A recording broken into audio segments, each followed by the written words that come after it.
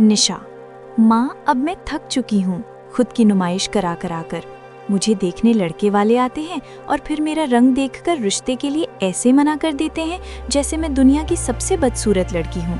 इससे तो अच्छा होता कि आप लोग मुझे मार देते, कम से कम काजल की शादी तो हो जाती। मेरी वजह से वो भी अभी तक कुंवारी है। उसके लिए तो इतना अच्छा रिश्ता आया है, मेरी वजह से कहीं रिश्ता हाथ से ना निकल जाए। निशा रो ही देती। निशा की माँ प्रभा निशा को समझाते हुए, ऐसी बात मत कर, तुम दोनों हमारी जान हो। और रही बात छोटी के रिश्ते की, तो हम छोटी और मयंक की एंगेजमेंट करवा देते हैं। छोटी ने बोल दिया है कि वो तेरी शादी के बाद ही शादी करेगी। तभी छोटी आ जाती है। छोटी कहती है, क्या दीदी आप अभी भी उदास हैं? पता है, मैंने आज एक सपना देखा कि एक बहुत ही स्मार्ट और लंबे से लड़के से आपकी शादी हुई है और आप दोनों बहुत खुश हैं। निशा, प्लीज ये झूठी बात बोल के मुझे दिलासा मत दो, और आप दोनों कान खोलकर सुन लें, मैं किसी से शादी नहीं करने वाली। किसी ने मेरे साथ जबरदस्ती की तो मैं कुछ कर लूंगी। प्रभा जी ने उसके मुंह पे हाथ रख दिया।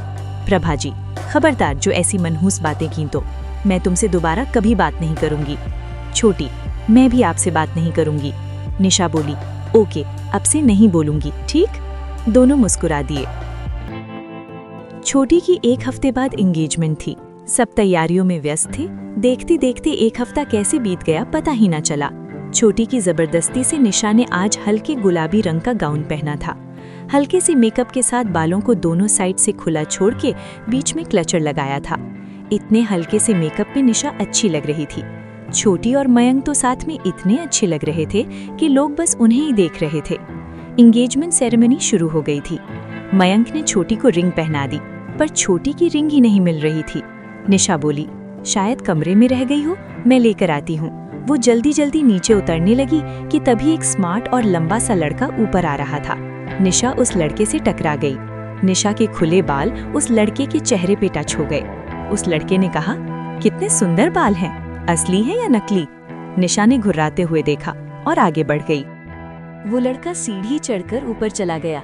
निशा कमरे में गई। बेड पे ही रिंग का बॉक्स रखा हुआ था। जल्दी से रिंग लेकर वो छोटी के पास आ गई और रिंग दे दी।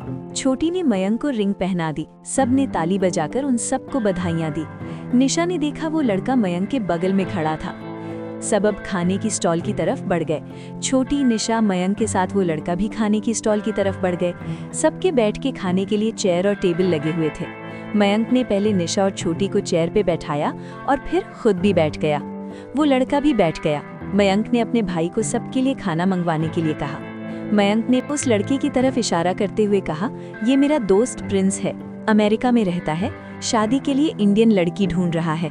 प्रिंस ने निशा को कनखियों से देखा, फिर काजल से कहा, ढूंढ नहीं रहा, ढूंढ ली है भाभी। बुरा मत मानिएगा, मेरी वाली आपसे भी प्यारी है। काजल हंसने लगती है। मयंक बोला, सच में? तो मिला ना उससे? प्रिंस, पहले ये तो पता चल जाए वो कुंवारी है या शादीशुदा। मैं सबको उसके बारे में बता दूं, बाद में पता चले कि मैडम 2 बच्चों की माँ है। उसकी बात सुनकर निशा के साथ बाकी सब भी हंसने लगे।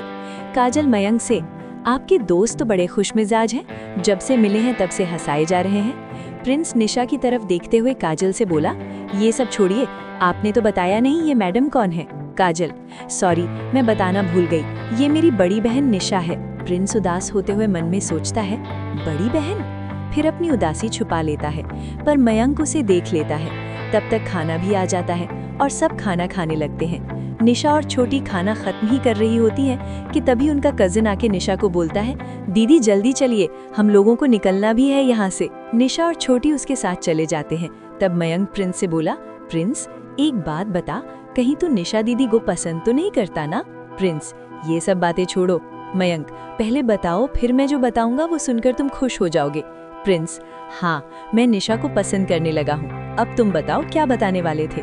मयंक, जैसा तुम सोच रहे हो वैसा कुछ भी नहीं है।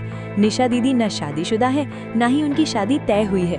प्रिंस खुश होते हुए, तू सच बोल रहा है ना? मयंक, हाँ। और फिर मयंक प्रिंस को सारी बात बता देता है। प्रिंस खुश होते हुए बोलता है, तो फिर कल ही भाभी के घर वालों से हमारी शादी की बात कर।